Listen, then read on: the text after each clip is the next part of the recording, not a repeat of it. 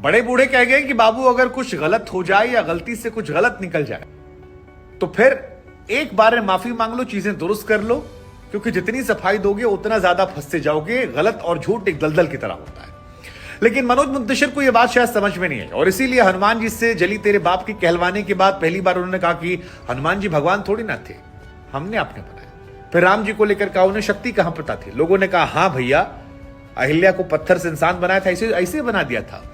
लेकिन उसके बाद नेपालियों के साथ कांड कर दिया और अब असर यह हुआ है कि नेपाल में पहले सारी हिंदी फिल्मों को बैन किया गया, अब हिंदी फिल्मों का बैन हटाया गया, लेकिन कहा आदिपुरुष से बैन नहीं हटाएंगे। रिटर्न माफी मांगी है, उसके बावजूद नहीं हटा रहे। और मनोज मुंतशिर ने इसको लेकर भी कह दिया कि हमने तो कहा था सीता जी वहां की नहीं यहां की, इसलिए क्योंकि नेपाल तो इंडिया ही था।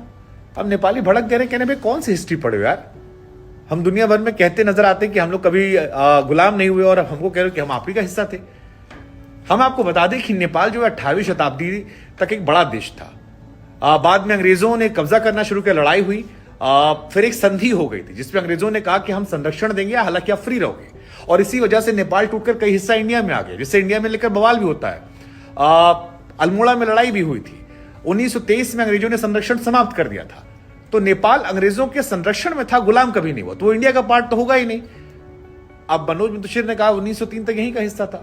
भड़क गए नेपाली, क्या मिलो तुम।